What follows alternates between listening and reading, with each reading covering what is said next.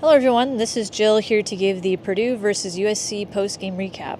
Final score being Purdue 69, USC 64. This was an away game for Purdue and a very gritty win, as most would claim after seeing the game and the overall style of play that was happening for it.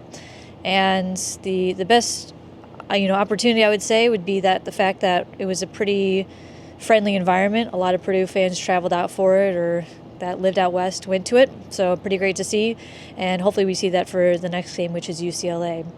But I would say this game didn't exactly go to plan for Purdue fans, just in the sense that I think we were expected to win handily, and like most Big Ten games, every win's going to be a toss-up and really difficult, especially when it's away. So our biggest goal is to win the games that we can, especially every single away game if we can, and just rack up those wins, get us as close to a really good seeding as possible, and we move on from there. So that's kind of what I was thinking to start the game. Overall, some things that are still kind of lingering in the back of my mind would be Braden Smith. How's he doing? How's he going to perform for the next couple games? Seems that his knee's really bothering him. It sounded like some post-game interviews that it's not going to be okay for a couple weeks, and that it could be something that he just has to play through. And so what's really brought this to my mind is just playing healthy and then keeping the bigger picture in mind. Yes, we want to win these road games. Yes, we have aspirations to win the Big Ten title, but at the end of the day, we need all of our players in March. So whatever it takes for us to get there is what's really important and what we want to see the bigger picture. So if he didn't play as many minutes in UCLA as he did in previous games, I would not be opposed to it, just because I think resting him up for more important games ahead of us is going to be key. And, of course, he's a player. He's really competitive. I would expect him to still want to play and show up in some minutes at these games. So we'll see what happens, but that's something that's on my mind. But even while playing injured or not feeling 100%, he still had 22 points, 5 assists, and 4 rebounds. So absolute, competitor standpoint from him. So I'm, glad to see that even when he's not 100%, he's still giving us a lot of opportunities to win. So that's great to see. I think overall, when you look at the overall team stats box score, we were in a really bad position to win this game. We shot 42% from field, 33% from three.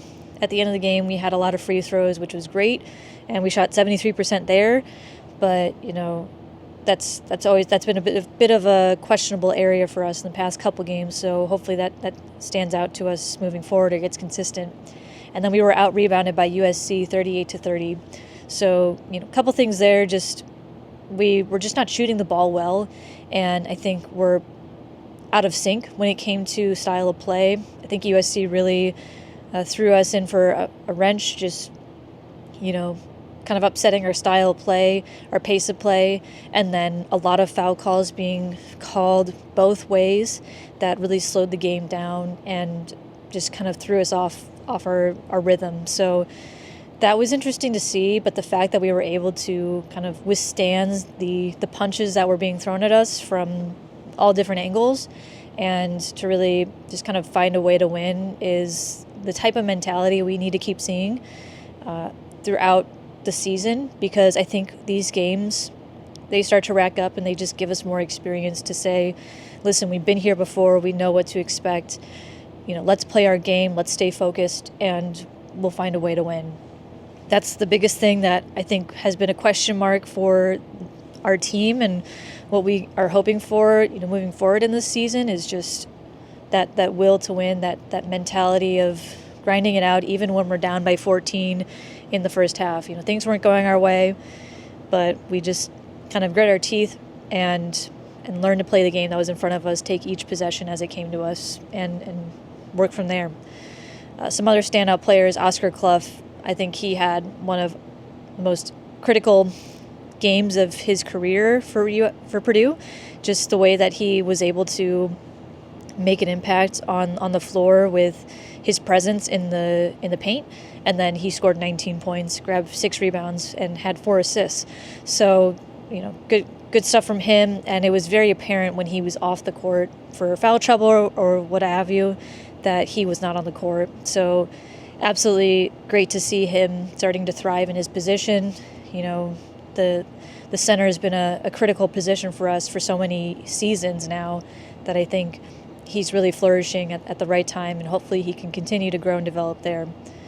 Some other players that I would say gave some people worry would be Trey Coppin-Wren. Had 5 points, 3 rebounds, 1 assist. Not his best game, very quiet. I think his position and his style of play is being disrupted by these teams, and maybe there's some other mental things going on, but very similar to Fletcher Lawyer. I think it's just a bit of a rut, and my hope is that he finds a very competitive and physical mentality later on in the season. We want to peak at the right time, and I think it's okay for us to have these off moments as long as we come to play for the right games. So we'll see how that goes. It's been a couple of games where TKR has been a little off. I'm, again, not too worried. I think he just has to find his style of play with, a lot of disruption from the opponent, and then probably having to play with another big man again is something that's got to be something you have to look forward and figure out.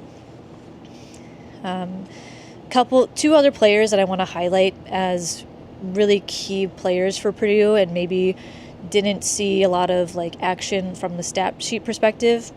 A little bit they have too, but one, Jakari Harris, I think he had a really good game in my opinion. He had 6 points, 1 assist, 1 rebound, really kind of all over the place, very aggressive defensively, and I think he came to play. And I just really like what he's been doing on the court, just trying to find ways to make an impact on this team when maybe he doesn't get the minutes that he's expecting. So I think he's doing really well. A couple plays here and there where he wasn't as effective, but I do think that when he kind of filled in for Fletcher during his foul trouble, he did some good stuff, and was excited to see him, make clutch shots when it mattered.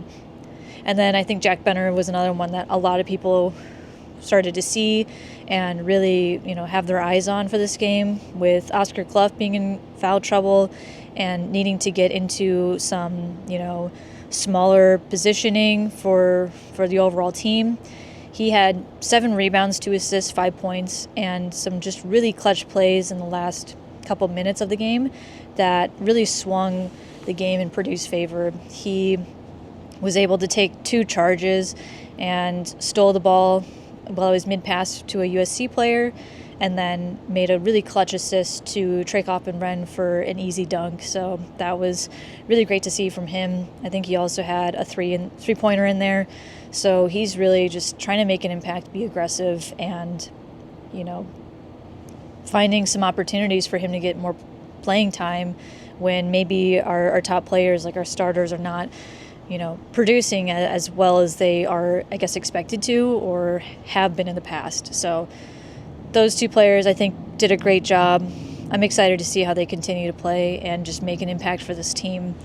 And then I guess some final thoughts, just really this game, obviously it's great to get these road wins, but like I said earlier, with Braden Smith kind of getting hurt and feeling some after effects of banging his knee against another player's knee, it just goes to show, we got to think about the bigger picture and make sure that we're focused on what our overall goals are.